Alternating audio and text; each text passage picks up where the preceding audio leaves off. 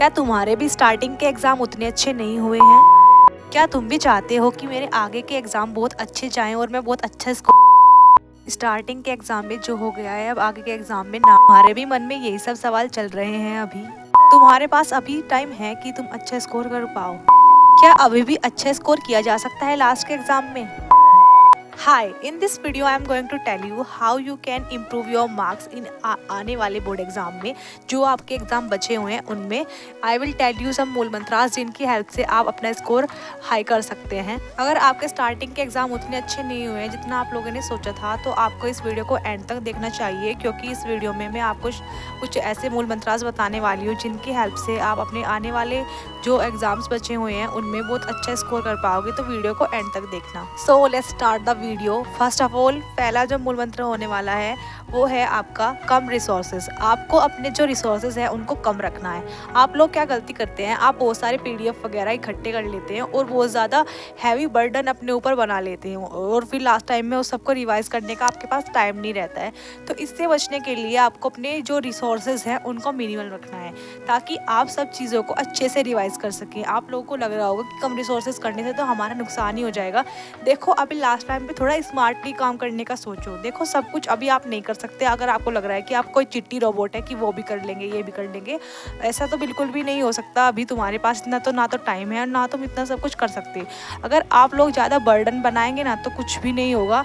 अभी टाइम है कि आप लोग थोड़ा स्मार्टली सोचो, स्मार्ट तरीके से काम करो कि कैसे कर सकते हैं हम पूरा सिलेबस एक दिन में कंप्लीट। तो देखो सबसे पहले तो आपको जो रिपीटेड टॉपिक्स है ना उन पे अपनी कमांड बनानी है। आप लोग जितना ज़्यादा रिपीटिंग टॉपिक को कवर करेंगे ना PYQ से उतनी ज़्यादा आपकी हेल्प होगी, क्योंकि कुछ क्वेश्चंस ऐसे होते हैं जो हर साल एग्जाम में रिपीट होते हैं। तो सबसे पहले आप लोग को उन क्वेश्चंस को कवर करना है। थोड़ा स्मार्टली सोच के चलिए। अगर आप लोग सब कुछ करने के चक्कर में लगेंगे ना तो आप लोग कुछ भी नहीं कर पाएंगे। इतना तो आप लोग खुद को जानते भी होंगे कि एक दिन में इतना सब कुछ रटा नहीं जा सकता। तो थोड़ा स्मार्टली काम करना है।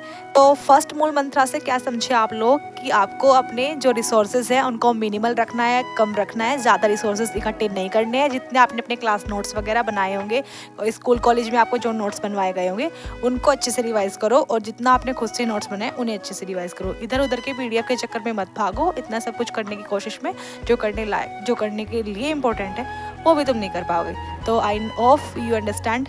तो सेकेंड मूल मंत्र है आपका मल्टीपल रिवीजन। आपको क्या करना है, जितने भी टॉपिक्स जितने भी इम्पोर्टेंट क्वेश्चन आप लोगों ने किए हैं अपने आप से या किसी भी क्लास की हेल्प से उनका मल्टीपल रिवीजन करना है आप लोगों को। सबसे पहले जब आप क्लास करते हैं तो उसके साथ ही आप लोग जो भी लिखते होंगे उसको अच्छे से रिवाइज कर लो क्लास खत्म होने के बाद।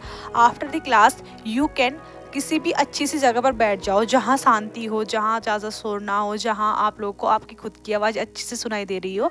वहाँ पर बैठ के आप अच्छे से अपने आप से पूछिए जो जो मैंने क्लास में पढ़ा है, जो जो टॉपिक्स मैंने क्लास में कवर किए हैं उनमें क्या था। उससे क्या होगा, बस आपको पूछना है कि किस टॉपिक्स में क्या है, उसे खुद से एक्सप्लेन करने की कोशिश करनी है एज अ टीचर बन के। तो एक्सप्लेन करने के बाद आप लोग को क्या करना है, नोटबुक में प्रैक्टिस करनी है उन क्वेश्चंस की। क्वेश्चन की अच्छी से प्रैक्टिस कीजिए, जितना हो सकता है दबाकर प्रैक्टिस कीजिए। आपको ज़्यादा से ज़्यादा प्रैक्टिस पे फोकस करना है और अच्छे से रिवीजन करना है।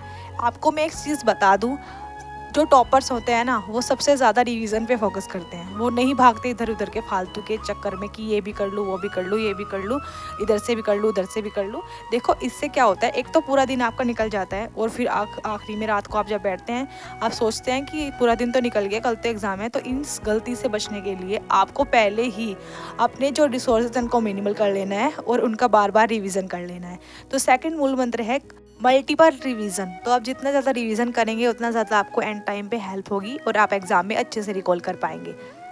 मूल मंत्र 3 एक्टिव रिकॉलिंग। इससे क्या होगा, इससे ये होगा कि एग्ज़ाम में अगर आप किसी डेफिनेशन को स्टार्टिंग में कंफ्यूज हो रहे हैं करने में कि कैसे इसे लिखूं, तो आप लोगों के मन में मतलब उस क्वेश्चन की एक इमेज बनी होगी कि कहाँ से कैसे क्या क्या था, इस टॉपिक में क्या क्या चीज़ें थी। तो आपके माइंड में वो होगी क्योंकि आपने बैठ के एक्टिव रिकॉलिंग की थी, खुद से एक्सप्लेन करने की कोशिश की थी। तो आप उसे खुद से भी लिख सकते हैं, क्योंकि जब आप एक्टिव रिकॉलिंग करते हैं ना, एक्टिव रिकॉलिंग में क्या होता है I will share with you.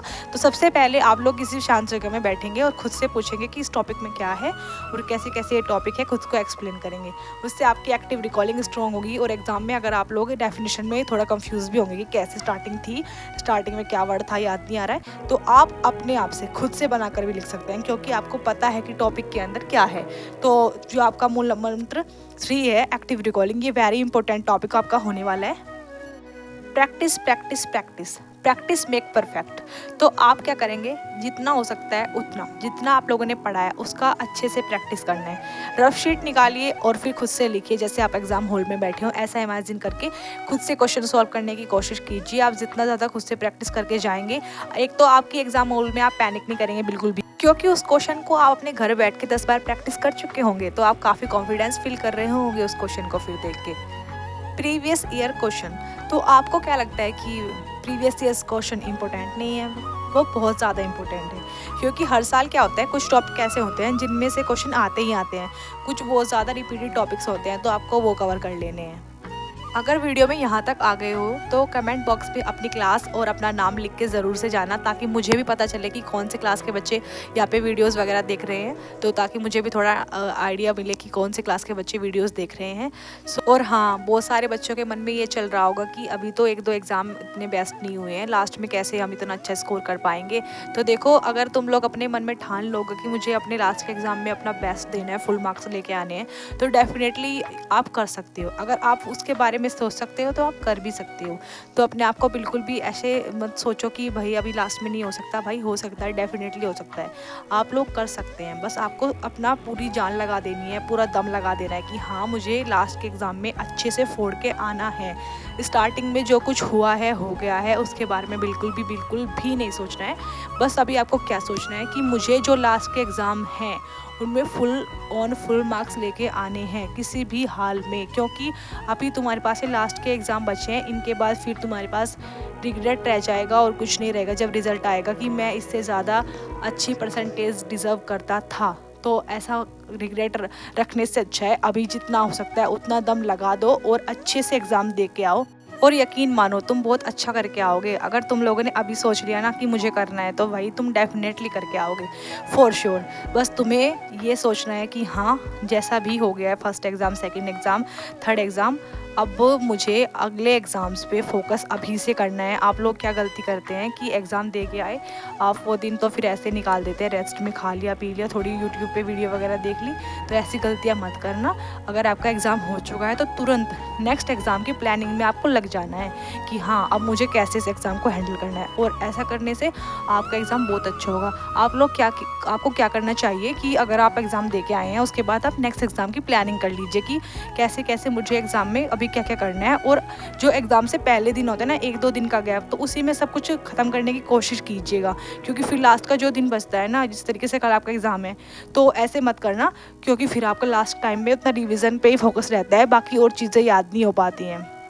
और मैं आपको लास्ट में यही एक एडवाइस दूंगी कि सिर्फ आपने रिवीजन को ज़्यादा प्रायोरिटी पे रखिए, क्योंकि जितना ज़्यादा आप अच्छे से सब कुछ रिवाइज़ करेंगे ना, तो एग्ज़ाम हॉल में फिर आपको रिग्रेट नहीं होगा कि मैं एक बार और उसे अच्छे से पढ़ लेती या पढ़ लेता।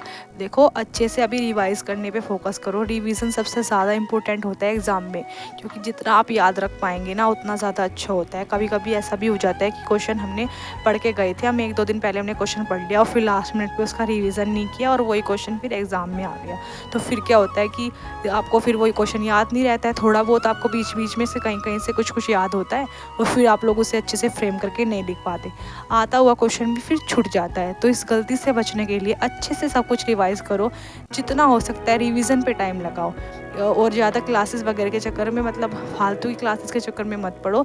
जो इम्पोर्टेंट क्वेश्चंस करा रहे हैं टीचर, जो ट्रस्टेड टीचर हैं आप लोगों के, उनसे, जिससे आप पहले से पढ़ते आ रहे हो, उनसे पढ़ो। ज़्यादा इधर उधर की वीडियोस मत देखो, बस अपनी रिवीजन पे फोकस करो, क्योंकि अभी के टाइम पे बच्चे बहुत ज़्यादा डिस्ट्रैक्टेड हैं। पहले ऐसा नहीं था, बट अभी बच्चे बहुत ज़्यादा डिस्ट्रैक्टेड फील करते हैं, और उसका रीज़न आप सभी को भी पता है, मुझे एक्सप्लेन करने की ज़रूरत नहीं है। और सबसे ज़्यादा इंपॉर्टेंट तो फिलहाल आपका रिवीजन ही है। खुद पे विश्वास रखो, सेल्फ बिलीव भी बहुत ज़्यादा काम आता है एग्जाम में।